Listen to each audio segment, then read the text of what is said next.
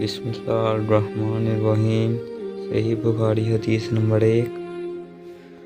آپ صلی اللہ علیہ وآلہ وسلم فرما رہے تھے کہ تمام اعمال کا دار و مدار نیت پر ہے، اور ہر عمل کا نتیجہ ہر انسان کو اس کی نیت کے مطابق ہی ملے گا۔